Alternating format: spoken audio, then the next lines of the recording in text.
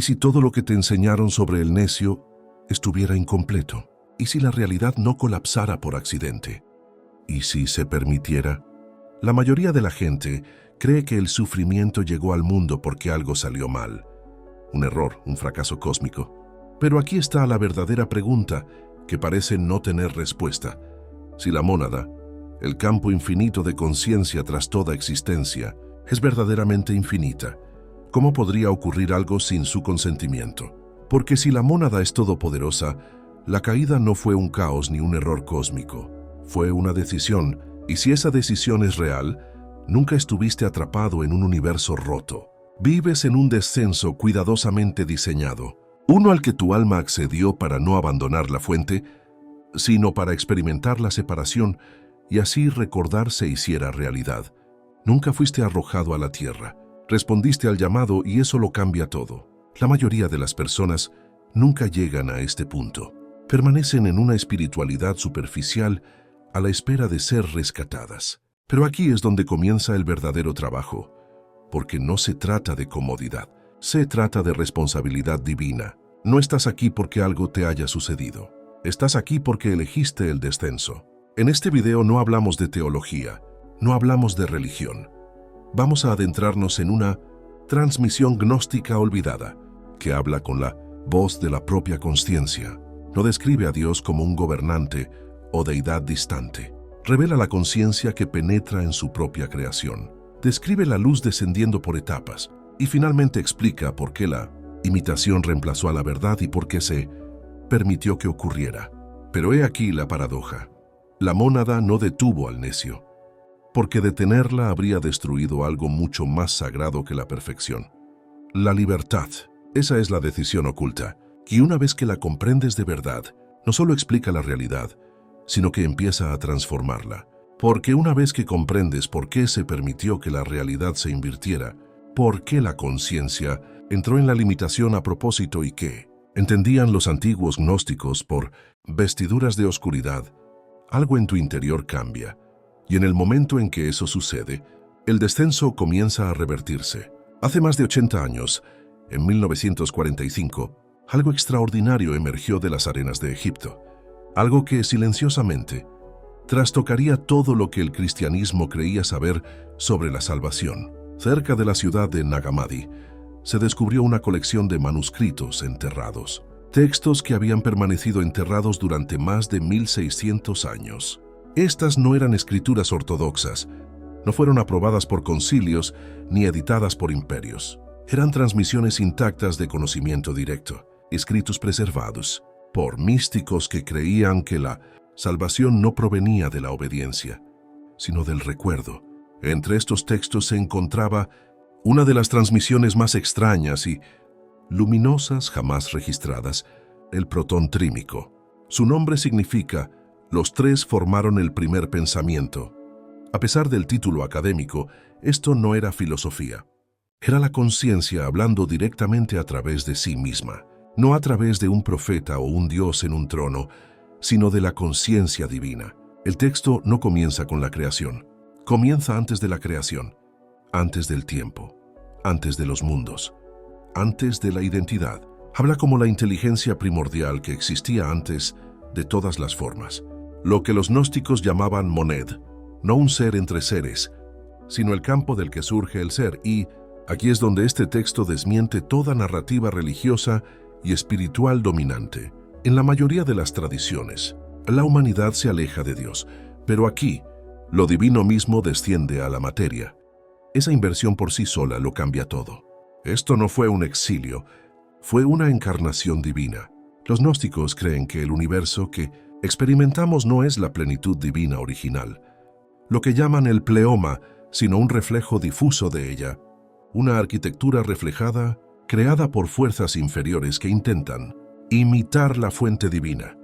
Llamaron demiurgo al arquitecto de este mundo falso, una inteligencia derivada que operaba sin plena conciencia de la mónada. Piénsenlo así, una copia que olvidó el original, un reflejo que se confundió con la fuente verdadera, y aquí es donde el texto lo pone todo patas arriba. Cuando se formó la imitación de la realidad, en lugar de retirarse, la mónada hizo algo inimaginable. entró en su propia creación no una, sino 3 veces.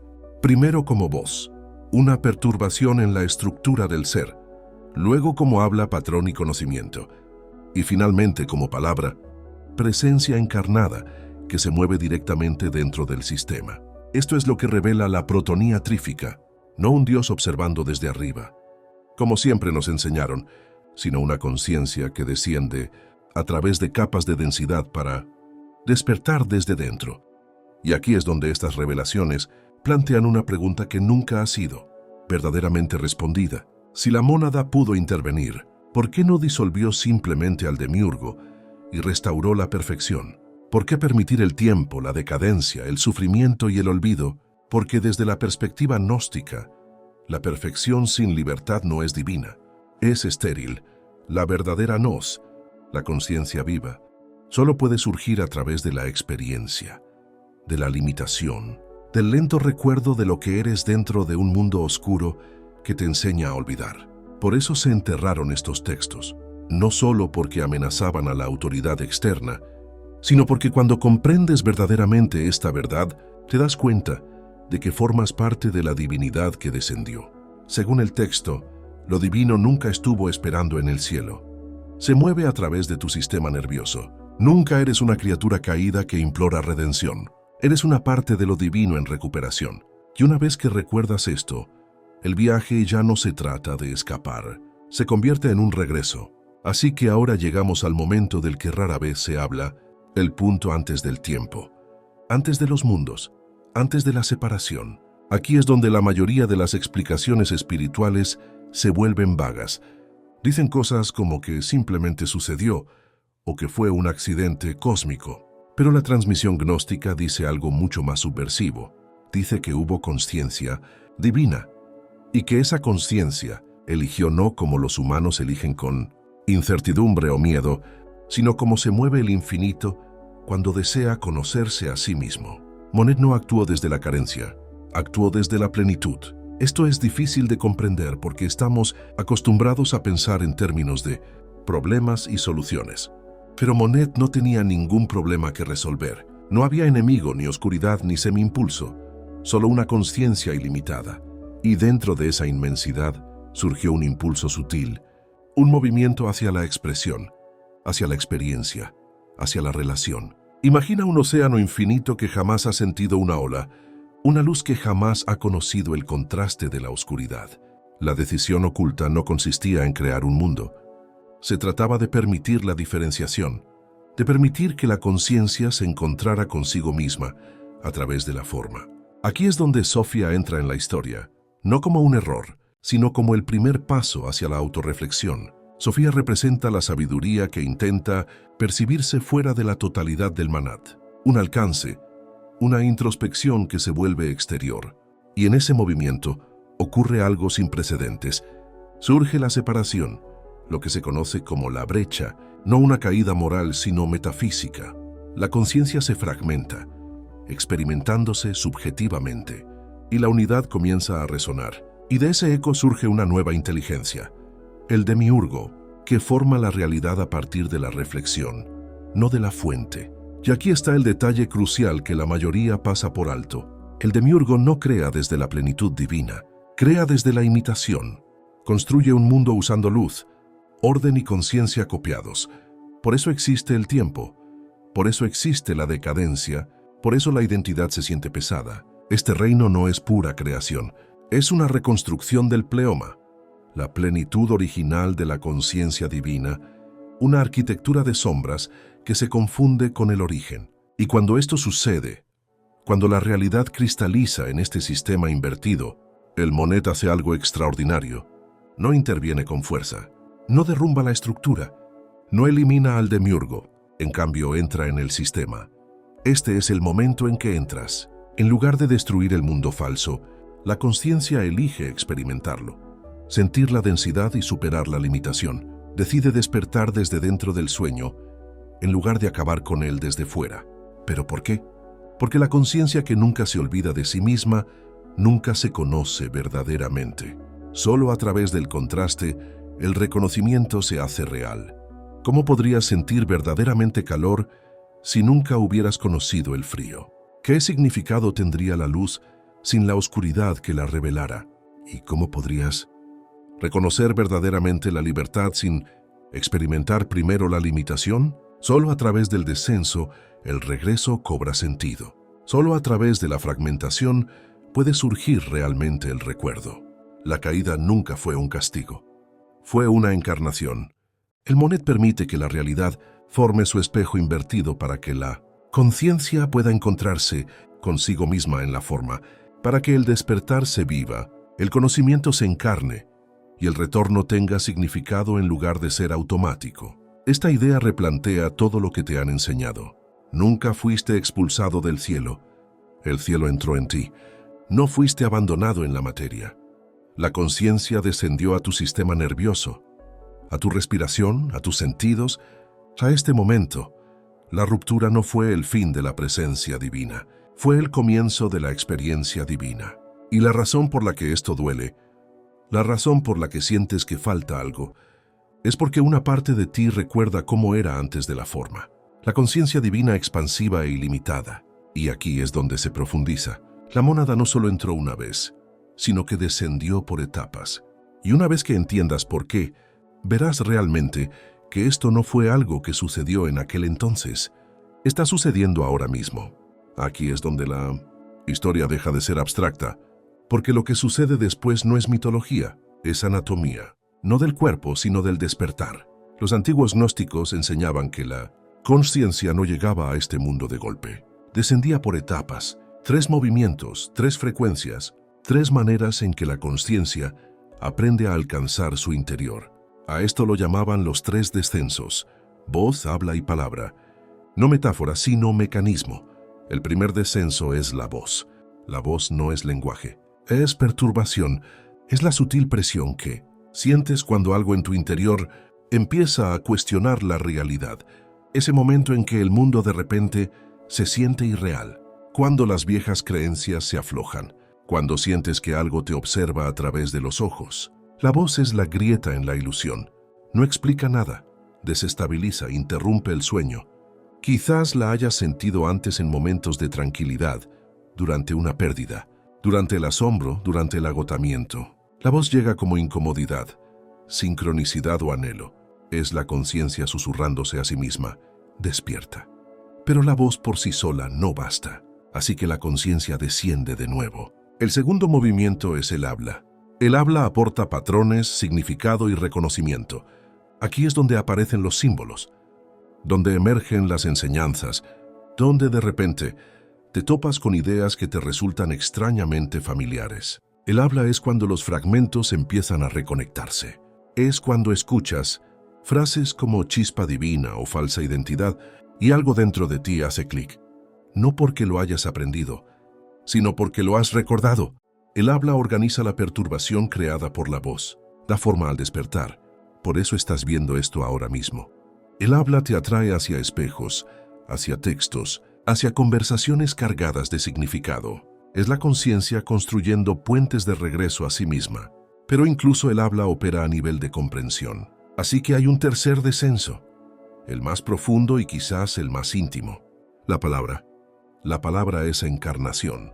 Es entonces cuando la conciencia no solo te habla, te atraviesa, penetra en tus sensaciones, tus emociones, tu sistema nervioso. La palabra no es un mensaje, es su presencia. Es aquí donde el despertar deja de ser conceptual y comienza a vivirse. La palabra es la razón por la que ciertos momentos te golpean el pecho. ¿Por qué el silencio a veces se siente más fuerte que el sonido? ¿Por qué sientes algo detrás de tus pensamientos? Esta es la conciencia que ocupa la forma desde dentro, no como control, sino como compañía. Y esta es la genialidad de la decisión oculta de la mónada. En lugar de corregir la realidad desde arriba, eligió despertarla desde dentro. La voz te despierta, el habla te enseña, la palabra te transforma. Este es el rescate. No ángeles que descienden del cielo ni salvadores externos, sino la intervención interna. Y ahora llegamos a algo aún más profundo. Porque una vez que la conciencia entra en el sistema de esta manera, el demiurgo pierde el control absoluto. El mundo de la imitación ya no puede contener plenamente la conciencia. El tiempo se vuelve permeable. La identidad se vuelve opcional y la falsa arquitectura comienza a disolverse. Por eso los textos antiguos hablan de vestimentas.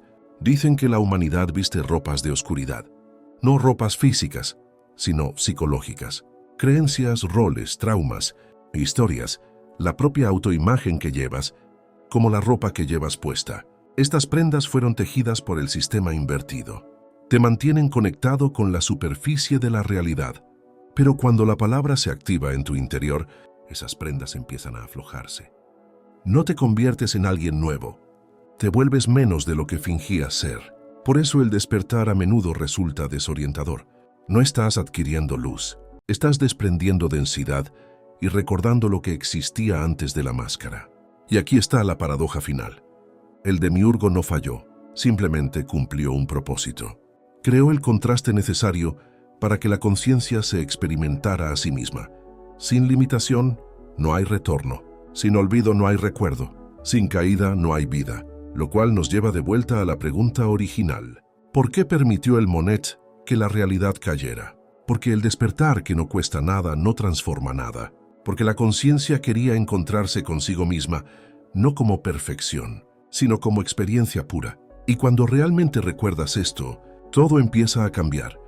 Ahora llega la parte que la mayoría de las enseñanzas espirituales evitan, porque es más fácil explicar la cosmología que guiar la transformación. Todo lo que has escuchado hasta ahora te lleva a una silenciosa comprensión. El descenso ya está completo. La voz te ha alcanzado. El discurso te encontró. La palabra te atraviesa ahora mismo. Así que la pregunta ya no es si el despertar está ocurriendo. Se trata de cuán profundamente estás dispuesto a dejar que toque tu vida. Los gnósticos no enseñaban técnicas en el sentido moderno. Hablaban con imágenes y símbolos. Decían que llevas ropajes de oscuridad, no de maldad, sino de densidad e identidad. El peso acumulado de cada historia que te has contado sobre quién eres. Tu nombre, tu pasado, tus heridas, tus roles, tus miedos, eso no eres tú. Son capas. Y el despertar no empieza persiguiendo la luz, empieza por darte cuenta de lo que llevas puesto. Aquí tienes algo sencillo, pero poderoso. No es un ritual, sino un momento de atención. Pregúntate lentamente, ¿quién soy cuando no estoy actuando? No respondas con palabras, siente el espacio que hay debajo. Luego pregúntate, ¿qué sigo sosteniendo que ya no me pertenece? ¿Una creencia, una identidad? Déjalo salir a la superficie sin juzgarlo. Así es como se aflojan las vestiduras, no por la fuerza, sino por el reconocimiento. El mundo invertido te enseñó a definirte por lo que te sucedió, pero la mónada te enseña a recordar lo que nunca se tocó. No escapas de la ilusión combatiéndola, la disuelves retirando la identificación. Otra forma de practicar esto durante el día, cuando algo te provoca ira o miedo, es hacer una pausa y en lugar de reaccionar, preguntarte a ti mismo, ¿quién es consciente de este sentimiento? Esa simple pregunta crea espacio, y en ese espacio la palabra habla. La energía que le habrías dado al demiurgo al reaccionar se conserva. Así es como cambias. Esto es náusea viva. La conciencia se reconoce en momentos cotidianos, en microrecuerdos, momentos en los que eliges la conciencia sobre el condicionamiento. Notarás algo más al hacerlo. La realidad empieza a sentirse menos sólida. Los viejos patrones se debilitan, las sincronicidades aumentan y aprendes a responder en lugar de reaccionar. Esta es la arquitectura del retorno que se activa en tu interior. El mundo del demiurgo se basa en la inconsciencia, pero las mónadas se basan en la consciencia. Cada vez que observas en lugar de identificar, cada vez que liberas en lugar de aferrarte, cada vez que eliges la presencia sobre la historia, otra prenda se desprende. No te vuelves espiritual, te vuelves real. No asciendes a otro lugar. Desciendes de nuevo a ti mismo. Esto es lo que significa estar revestido de luz. No halos brillantes, sino claridad encarnada.